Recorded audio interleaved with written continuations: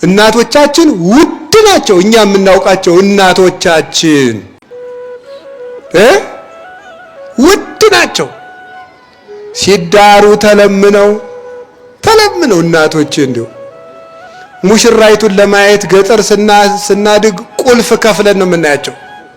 ቁልፍ ብር ያለው ብር የሌለው ደግሞ ቁልፍ፣ የሸሚዝ ቁልፍ ካልሰጠ ሙሽራይቱን ማየት በፍጹም የተከለከለ ነው። ይሄ እኮ ውድነት ነው። ውድነት ነው ታውቃላችሁ? ሰርግ ውድ ነው፣ ርካሽ አይደለም። የሰው አካል ውድ ነው። እናቶቻችን አካላቸው ውድ ነው። ሲፈትሉ እንኳን ከደረስን እንደው እግራቸው ተገልጦ ከደረስን አፍረው ነው የሚሸፍኑት። ውድ ነዋ ሰውነት ውድ ነው። አላችሁ። እግዚአብሔር ከሁላችን ጋር ይሁን። ዘመን እየጣለን ያለ ራሳችን ስለጣልን ነው። ሰው ራሱን ሲጥል ነው ዘመን የሚጥለው። ራሱን ያልጣለ ሰው ግን ዘመን አይጥለውም። ማንም ዘመንን ጥሎት አያውቅም። ሰው ራሱን ሲጥል ብቻ ነው ዘመን የሚጥለው። አላያችሁም እንዴ? ዘመን የጣለውን ሰው ግን ማን ያነሳው? እግዚአብሔር። ሙሴ የተወለደው ሰው በሚጣልበት ጊዜ ነው። ምን በሚጣልበት?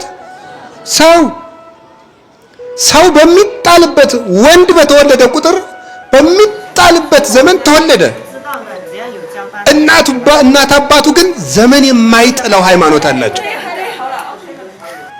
ተጣለ እንደ ሰው። ምን አደረገው? እግዚአብሔር በምህረት እጆቹ ተቀበለው፣ ከባህርም አወጣው። ዘመን ጥሎኝ አትበል ጌታዬዋ። ዘመን አይጥልም፣ ሰው ነው ራሱን የሚጥል። ዘመን ጥሎኝ አይባልም። ዘመን ማለት ምንድን ነው?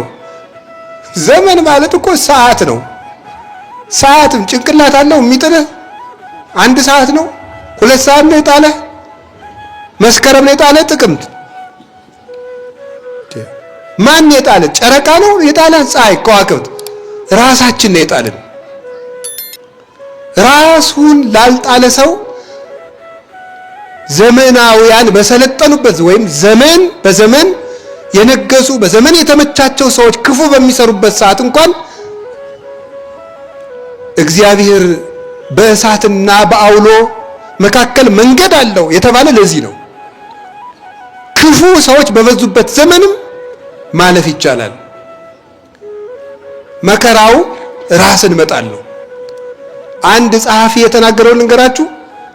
ድንግል ማርያም ሆይ እመቤታችን ሲለምናት እኔን ለራሴ አትጣይኝ ብሏል።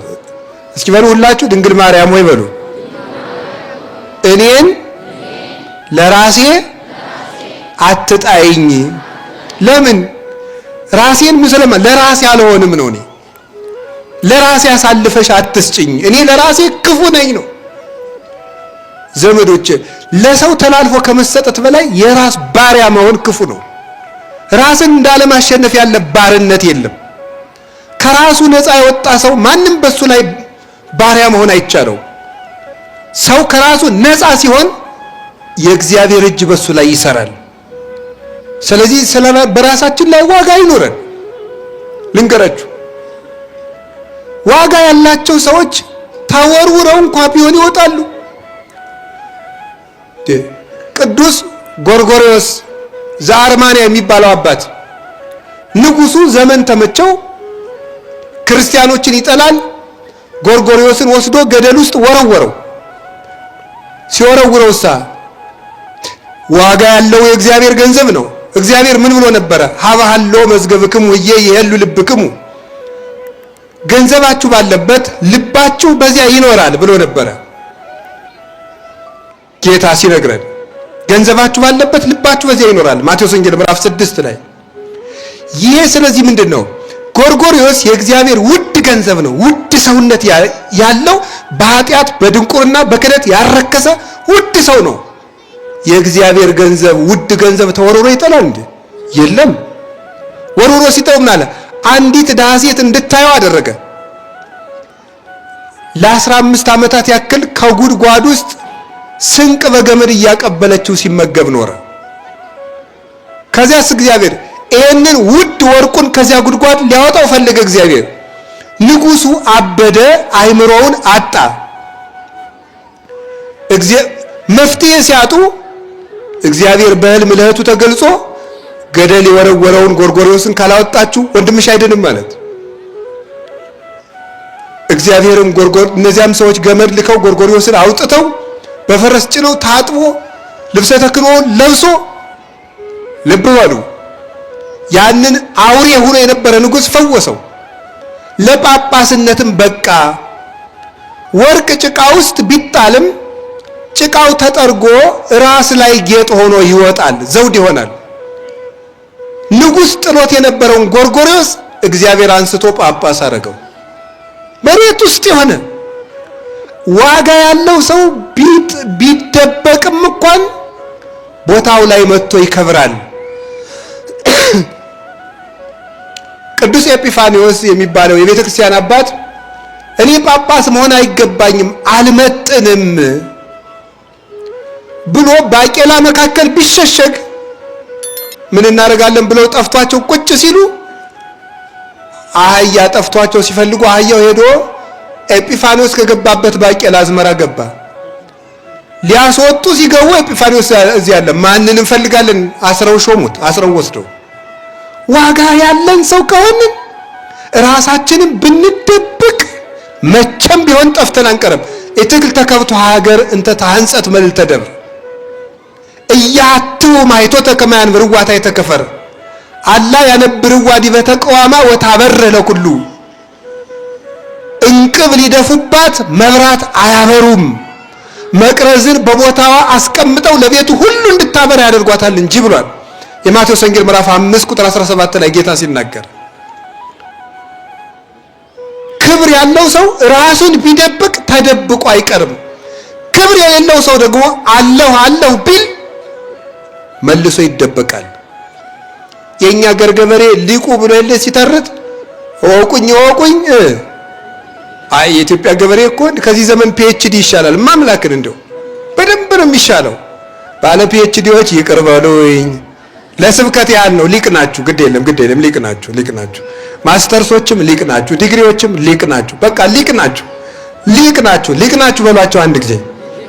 በቃ ሊቅ ናቸው እንዴ? ምኑ ናቸዋል እናንተ? ልታጣሉኝ አስባችኋል መሰለ። ግን ይኸውላችሁ መማር ማለት ይባላል ዋትስ ኤዱኬሽን ተብለው ሲጠየቁ የተማሩ ሰዎች ሲሉ እንደምንሰማቸው መማር ማለት ስማርት ቲንኪንግ ማለት ነው። በሳል አስተሳሰብ የሚያስብ ማለት መማር ማለት በስሎ ማሰብ ነው እንጂ ሰርቲፊኬት ባያዝና ቆም መድፋት ማለት አይደለም። መማር ማለት በስሎ ማሰብ። እስቲ በሉ መማር ማለት በሉ ምን ማለት ነው? ትናንትና ዛሬና ነገን አገናኝቶ ማሰብ፣ እያሰቡ መኖር፣ እያሰቡ ማደግ፣ እያሰቡ መሞት ነው መማር ማለት። እንኳን በመንፈሳዊ ትምህርት ሶቅራጥስ እንኳን ፍልስፍና ትክክል አይደለም ብለው አንቀው ሊገሉት ብሉ ሲሉ ምን እንዳለ ታውቃላችሁ? እንደናንተ ሳያስቡ ከመኖር እያሰቡ መሞት ይሻላል ብሎ ነው መርዙን የጠጣው። ፈላስፋው እንኳን ማለት ነው ሳያስቡ ከመኖር እያሰቡ መሞት ይሻላል አለ። መማር ማሰብ ነው። ይሄ የእናንተ ዓለም ሰዎች ናቸው ያሉት እንኳን በቤተክርስቲያን ሲመጣ። ስለዚህ የእግዚአብሔር ቤተሰቦች ዋጋ ያለው ሰው እወቁኝ አይልም። ያለበት ሆኖ ክብሩ ይጠራል። ከቃሉ ጋር ናችሁ? እግዚአብሔር ከሁላችን ጋር ይሁን። ርዕሳችን ምንድነው? ንገሩኝ እንጂ ምን አላችሁ? ዋጋ ያለው ሰው መሆን። እግዚአብሔር ይስጥልን። ዋጋ ያለው ሰው መሆን እንዴት እንደሚያስከብር አያችሁ? አዎ ዋጋ ያለው ሰው እንደዚህ ነው። አበቦችን ታውቋቸዋላችሁ?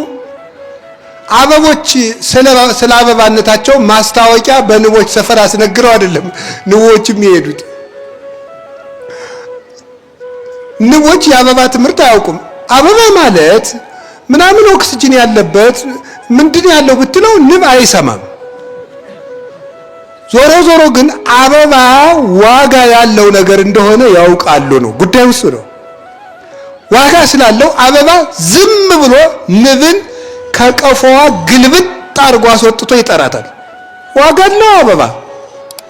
ዋጋ ስላለው ንብን ይጠራል። ስለዚህ ወርደው ይቀስማሉ። ከቃሉ ጋር ናችሁ? ዋጋ ያለው ሰው ያለበት ሆኖ ይስባል። በዚህ ምድር ላይ ዋጋ ያላት ሰው አንድ ትልቅ ሰው አለች፣ ድንግል ማርያም ትባላለች። ዋጋ ያላት ስለሆነች እግዚአብሔርን ከሰማይ ሳበችው። እግዚአብሔርን የሳበ ዋጋ ነበራት። ለዚህ ነው በተረፈ ቄርሎስ ላይ ኤራቅሊስ ወይ ጵሮቅለስ የሚባለው ሊቅ ሲናገር አስተጋባአተነ ቅድስት ድንግል እንተባቲ ንዋየ ድንግልና ዘአልቦ ሙስና፣ ጥፋት የሌለበት የማይለወጥ ድንግልና ያላት ልባም ዕቃ ድንግል ማርያም ሰበሰበችን ይላታል። ምንና ያላት? ልባም ዕቃ፣ ዋጋ ያላት ዕቃ። ንብ ወደ አበባ እንደሚሄድ